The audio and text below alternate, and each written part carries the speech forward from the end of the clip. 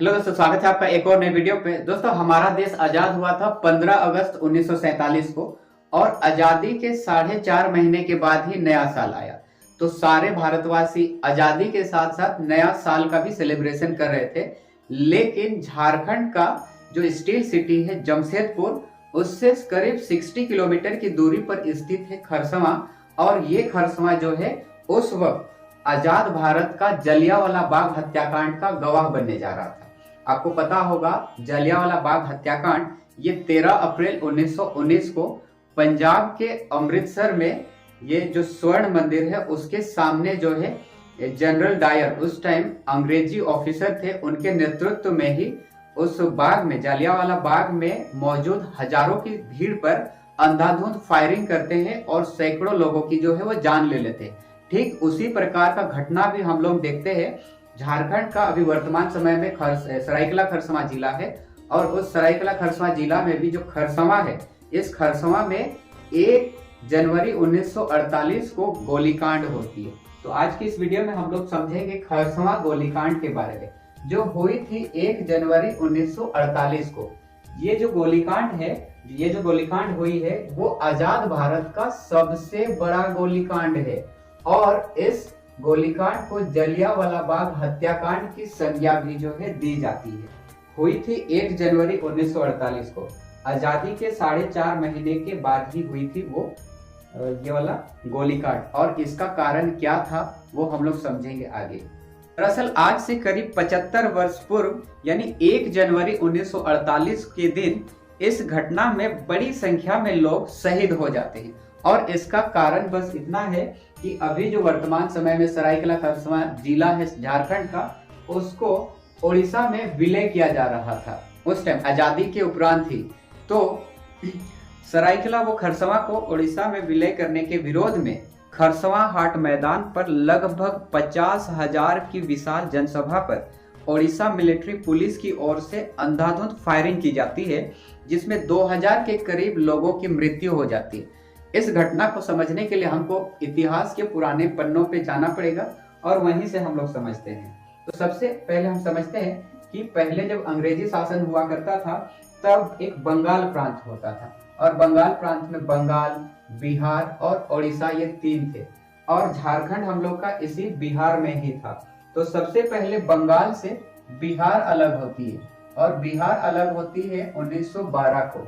1912 को बिहार जब अलग होती है तो झारखंड के जो आदिवासी हैं ये भी एक नया आदिवासी राज्य की मांग के लिए जो है आंदोलन करने लगते हैं। लेकिन आगे चल के बिहार से ओडिशा भी अलग हो जाती है और ओडिशा अलग हो जाती है 1936 को। जब 1936 में ओडिशा अलग हो जाती है बिहार से तो आदिवासी और ज्यादा अग्रसर हो जाते हैं, बहुत गर्म हो जाते हैं और वे भी जो अपना अलग आदिवासी राज्य की मांग है उसको और ज्यादा जो है जोर देते हैं। लेकिन उनकी मांग जो है किसी तरीके से हो नहीं पा रही थी। लेकिन ये जो बिहार है, बिहार से झारखंड अलग हो जाती है 15 नवंबर 2000 को। तो 15 नवंबर 2000 को बिहार से अलग हो जाती है झारखंड और इसी झारखंड में ही है सरायकेला खरसावां। कहा जाता है कि आजादी के बाद पूरा देश राज्यों के पुनर्गठन के दौर से गुजर रहा था।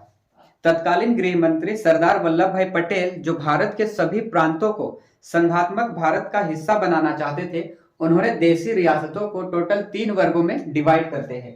3 वर्गों में से उन्होंने डिवाइड किया ग्रुप ए, ग्रुप बी और ग्रुप सी।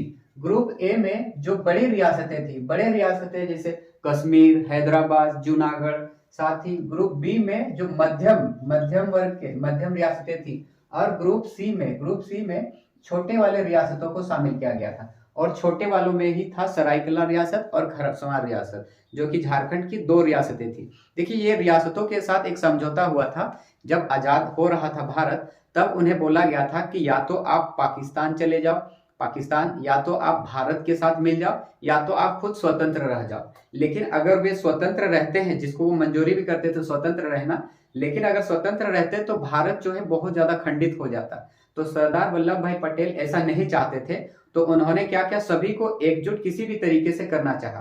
तो सरायकेला और खरसावां जो रियासत थी, देखिए रियासत का मतलब समझते हैं, रियासत किसको बोलते हैं। तो रियासत कोई जगह या क्षेत्र, इस राज्य या क्षेत्र जिसमें ब्रिटिश साम्राज्य द्वारा सीधे स्थापित नहीं थे। उस टाइम की बात करें जब अंग्रेजी शासन चल रही थी, तो इन रियासतों पर, इन क्षेत्रों पर ब्रिटिश साम्राज्य द्वारा सीधे स्थापित नहीं थे ये, बल्कि भारतीय शासकों द्वारा ही ये शासित होते थे। तो इस प्रकार से जो झारखंड है, झारखंड में दो रियासत थी। एक रियासत थी सरायकेला रियासत और दूसरा था खरसवां रियासत। जो सरायकेला रियासत थी इसकी स्थापना विक्रम सिंह ने किए थे, और विक्रम सिंह ये अर्जुन सिंह के पुत्र थे, और ये सभी जो है सिंह वंशी राजा थे। तो सरायकेला रियासत की स्थापना करते हैं विक्रम सिंह, और खरसवां रियासत की जो स्थापना है वो विक्रम सिंह के ही द्वितीय पुत्र करते हैं। ओडिशा में उड़िया भाषा बोलने वालों की संख्या अधिक थी, जिस वजह से पटेल सरायकेला व खरसवां रियासत को ओडिशा में विलय कर देना चाहते थे। बट उन दिनों इन रियासतों से अलग झारखंड राज्य बनाने का जो आंदोलन है वो जोरों पर थी। जब आजादी के बाद पूरा देश राज्यों के पुनर्गठन के दौर से गुजर रहा था, तभी अनौपचारिक तौर पर 14 और 15 दिसंबर को सरायकेला व खरसवां रियासत का ओडिशा में विलय का जो समझौता है वो हो चुका था, और ये सब 1 जनवरी को जो है लागू होना था। और इस दौरान उसी दिन आदिवासी नेता जयपाल सिंह मुंडा ने खरसवां हाट मैदान पर एक विशाल जनसभा का जो है आह्वान करते हैं, और उसको संबोधित करने के लिए जो है वो बोलते हैं। सबसे पहले समझते हैं जयपाल सिंह मुंडा के बारे में। तो जयपाल सिंह मुंडा, उनका जो जन्म है वो अभी जो वर्तमान समय में झारखंड है उसमें खूंटी जिला में जो है उनका जन्म होती है। और जयपाल सिंह मुंडा भारतीय आदिवासियों और झारखंड आंदोलन के एक सर्वोच्च नेता भी थे। वे एक जाने माने राजनीतिज्ञ, पत्रकार, राइटर थे, संपादक थे, शिक्षाविद थे, और सबसे ज्यादा जो इम्पोर्टेंट है वो 1925 में ऑक्सफोर्ड ब्लू का खिताब भी पाने वाले हॉकी के एकमात्र इंटरनेशनल खिलाड़ी थे। उनकी कैप्टनशिप में ही 1928 के ओलंपिक में भारत ने गोल्ड मेडल भी जीता था। और औपनिवेशिक भारत में जयपाल सिंह मुंडा जो है वो सर्वोच्च सरकारी पद पर थे। तो जनसभा का आह्वान किया था, उसमें कोल्हान समेत कई इलाकों से हजारों की संख्या में जो है लोग पहुंचे थे। और इस जनसभा में उनका जो मेन नारा था वो झारखंड अबुआ, ओडिशा जारी कबुआ। इसका मतलब झारखंड हमारा है और हमें ओडिशा का शासन नहीं चाहिए। और इस जनसभा में वे अपना परंपरागत जो हथियार होती है, चाहे तीर धनुष हो या फिर तलवार हो, ये सब लेकर पहुंचे हुए थे। रैली के मद्देनजर ही पर्याप्त संख्या में ओडिशा की ओर से पुलिस बल भी तैनात किए गए थे। बट किसी कारणवश जो है जयपाल सिंह मुंडा वो पहुंच नहीं पाते हैं, और इस जो 50,000 के करीब भीड़ थी उस वक्त खरसवां हाट के मैदान पे, उस भीड़ को कंट्रोल करने के लिए कोई उस प्रकार से जनप्रतिनिधि था नहीं। तो उस वक्त जो कुछ यूथ थे उन्होंने ही उस भीड़ को कंट्रोल करने का फैसला किया। लेकिन इतनी बड़ी भीड़ को जयपाल सिंह मुंडा कोई मामूली इंसान तो थे नहीं, उन्होंने आदिवासियों के लिए बहुत सारे योगदान दिए हैं। तो उनको सुनने के लिए, उनकी बात को सुनने के लिए जो है लोग अगल बगल से आए और आके जो है सुनना चाहते थे। लेकिन जयपाल सिंह मुंडा किसी कारणवश से पहुंच नहीं सके, तो जनता जो है उनमें थोड़ा आक्रोश थी। लेकिन तभी पुलिस और जनसभा में पहुंचे लोगों में किसी बात को लेकर विवाद हो गया, जिससे वहां पर गोलियां चल गई। इसमें पुलिस की गोलियों से सैकड़ों लोगों की जान चली गई। हालांकि आज तक इस गोलीकांड में हुई मौत का जो सही आंकड़ा है वो नहीं पता चल सका। बताया जाता है कि मारे गए लोगों के शवों को खरसवां हाट मैदान में स्थित बिल्कुल बीचों बीच में एक कुआं था, उस कुआं में जो है उन शवों को डाल दिया गया, और उन शवों के ऊपर जो है मिट्टी से उसको प्लेन कर दिया गया। और कुछ आदिवासी जो इस घटना को आंखों देखे हुए थे, वे बोलते हैं कि बहुत सारे जो शव है उनको उड़ीसा प्रशासन की ओर से उस शवों को ट्रकों में लदा गया और उन शवों को जो है ले जाकर जंगल में फेंक दिया गया। अब सोचिए, ये जनवरी की बात है, जनवरी के दिन ये घटना घटी थी। 1 जनवरी ठंड का मौसम होता है, और इतनी ठंड में बहुत सारे जो जनता थी, आदिवासी थे, वे घायल भी हो गए थे, गोली लगी हुई थी। तो उन घायलों का इलाज भी नहीं किया जा रहा था, दर्द से वे कराहते रहे। लेकिन उड़ीसा प्रशासन की ओर से इन पर कोई भी ध्यान नहीं दिया गया। कितना मतलब बोला जाए तो बेरहमी से ये काम किया गया इस खरसवां गोलीकांड की। ये जगह अब शहीद पार्क में तब्दील हो चुकी है। खरसवां गोलीकांड की जो घटना है वो पूरे देश में चर्चा का विषय बन गया। तत्कालीन समाजवादी नेता डॉक्टर राम मनोहर लोहिया ने खरसवां गोलीकांड की जो तुलना है, उन्होंने तो उसे जलियांवाला बाग हत्याकांड से कर डाली। उन दिनों देश की राजनीति में बिहार के नेताओं का अहम स्थान था और वे भी यह विलय नहीं चाहते थे। इसीलिए बाद में भारत सरकार ने सरायकेला व खरसवां के ओडिशा में विलय का जो प्रस्ताव है उसको रोक लगा दिया गया, उसको खारिज कर दिया गया। और इसी के परिणाम स्वरूप ही 1 जनवरी 1948 से 18 मई 1948, 1 जनवरी 1948 से 18 मई 1948 मतलब 139 डेज ये क्षेत्र जो है उड़ीसा के अधीन रहा और उसके बाद जो है बिहार प्रांत से मिला दिया गया। अगर ये घटना नहीं घटी होती, अगर खरसवां गोलीकांड अगर नहीं घटा होता, तो आज जो सरायकेला खरसवां जिला है वो उड़ीसा में होती। खरसवां गोलीकांड की वजह से ही ये जो प्रस्ताव था इस पर रोक लगा दिया गया, इसे खारिज कर दिया गया और सरायकेला खरसवां को जो है बिहार में शामिल कर दिया गया।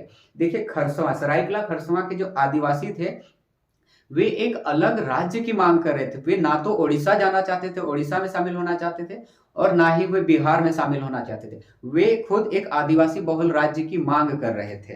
तो फाइनली सरायकेला रियासत एवं खरसवां रियासत क्षेत्र का विलय जो है वो बिहार राज्य में कर दिया गया। शहीदों की संख्या बताने वाला कोई सरकारी दस्तावेज तो नहीं है, बट खरसवां गोलीकांड पर वरिष्ठ पत्रकार और प्रभात खबर के कार्यकारी संपादक अनुज कुमार सिन्हा की किताब झारखंड आंदोलन के दस्तावेज, शोषण, संघर्ष और शहादत में एक अलग से अध्याय है। इस अध्याय में वो लिखते हैं कि मारे गए लोगों की जो संख्या है इनके बारे में बहुत कम दस्तावेज जो है उपलब्ध हैं। वहीं पूर्व संसद और महाराजा पीके देव की किताब मेमोयर ऑफ अ बाइगोन एरा के मुताबिक इस घटना में 2000 लोग मारे गए थे। तब के कलकत्ता में प्रकाशित अंग्रेजी अखबार द स्टेट्समैन ने घटना के तीसरे दिन यानी 3 जनवरी के अंक में इस घटना से संबंधित एक अखबार छापते हैं जिसका शीर्षक होती है कि 35 आदिवासी किल्ड इन खरसवां। इस अखबार ने अपनी रिपोर्ट में लिखा कि खरसवां का ओडिशा में विलय का विरोध कर रहे 30,000 आदिवासियों पर पुलिस ने फायरिंग की। इस गोलीकांड की जांच के लिए ट्रिब्यूनल का भी गठन किया गया था, पर उसकी रिपोर्ट का क्या हुआ किसी को पता तक नहीं चली। देखिए, खरसवां गोलीकांड में 50,000 के करीब जो है भीड़ थी, ऐसा आदिवासियों का कहना है, और इस भीड़ में करीब 2000 से भी अधिक लोगों की मृत्यु हो गई थी। लेकिन ओडिशा प्रशासन इसको दबाने के लिए सिर्फ बताते हैं कि 35 आदिवासी ही मरे हैं और भीड़ की संख्या वो 30,000 के करीब थी। तो इस प्रकार से जो है इस काम को जो है अंजाम दिया गया है ओडिशा प्रशासन की ओर से। देखिए, जो खरसवां गोलीकांड हुई, इस गोलीकांड का मकसद की अगर हम बात करें, एक्चुअल में मकसद क्या था, तो मकसद में याद रखिएगा, इस जो भयानक गोलीकांड का मकसद था कि खरसवां रियासत को ओडिशा राज्य में विलय करते हुए स्थानीय जो आंदोलनकारियों है उनको रोका जाए। उस समय बिहार के आदिवासी नहीं चाहते थे कि खरसवां रियासत ओडिशा का हिस्सा बने, लेकिन सेंटर के प्रेशर में मयूरभंज रियासत के साथ साथ सरायकेला खरसवां रियासत को ओडिशा में विलय करने का जो है समझौता हो चुका था।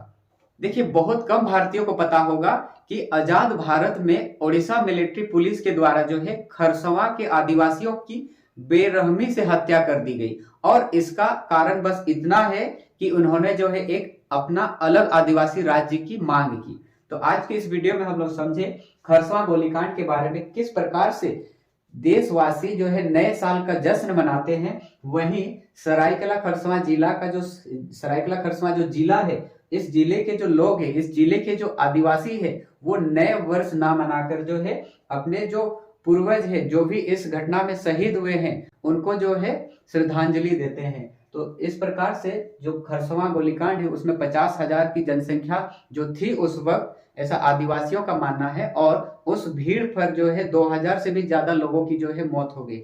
मैं खुद सरायकेला खरसावां जिले का निवासी हूं और मैं खुद इस दिन देखता हूं बहुत सारे जो आदिवासी है, बहुत सारे जो आदिवासी परिवार है अपने ट्रेडिशनल ड्रेस के साथ जो है वे जाते हैं खरसावां, और खरसावां में जो है अपने जो भी इस घटना में शहीद हुए हैं उनको जो है श्रद्धांजलि देते हैं और उन्हें याद करते हैं।